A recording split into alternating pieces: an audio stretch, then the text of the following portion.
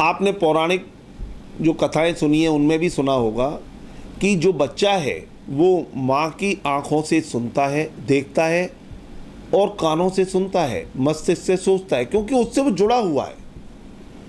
तो यदि हम उसको एक अच्छा वातावरण नहीं दे सकते तो भी हमको ये अधिकार नहीं है कि हम उसको गर्व के योग्य आयुर्वेद की नहीं मानते हैं। और वो चीज़ सही नहीं है कि उसको यदि हम एक परेशानी की, दुख की अवस्था में रखें। उसके लिए तो ऐसी स्थिति होती है कि वो जो कहे उसका उस समय वो उसको मिलना चाहिए। मीठा चाहे मीठा, नमकीन चाहे नमकीन, जो भी मांगे उसको खुश रखने का पहला काम होना चाहिए। शारीरिक रूप से स्वस्थ रखें और मानसिक रूप से भी उसको स्वस्थ रखें। आज की डेट में बहुत सारी औषधियाँ मार्केट में हैं, तो जिन औषधियों से बच्चे को कोई परेशानी होती है तो वो एक सफल डॉक्टर या वैद्य उसको समझते हैं, तो उनको वो गर्म या अनुचित दवाइयाँ नहीं देनी चाहिए जिससे कि गर्भ को कोई परेशानी हो और उसमें विकृति आए। जैसे कि हाई एंटीबायोटिक की डोजेज हैं, वो सब नहीं देनी चाहिए।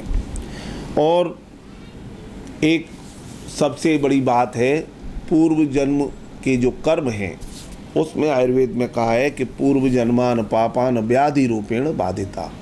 तो जो पूर्व जन्मकृत पाप हैं वो रोगों के रूप में हमारे सामने आते हैं।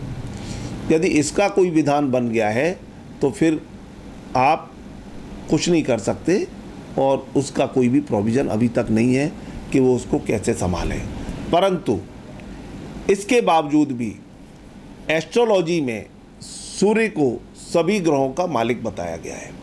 यदि सूर्य किसी का ठीक है, उच्च का है, तो उस पर किसी प्रकार का कोई प्रभाव नहीं पड़ता, न बीमारी होती है, न मानसिक कष्ट होते हैं और हर जगह प्रसन्नता और उत्साहपूर्वक उसको स्वागत किया जाता है। इसलिए यदि हम नाभि चक्र का विशेष ध्यान रखें, जिसको सूर्य चक्र भी कहा जाता है, तो मैं समझता हूँ कि हर चीज़ अपनी यथास्थिति सही होगी और परेशानी कम से कम होगी। किसी भी परिस्थिति में नाभि चक्र को हमें ठीक रखना जरूरी है। अमृतम ट्रस्ट द्वारा जनहित में जारी।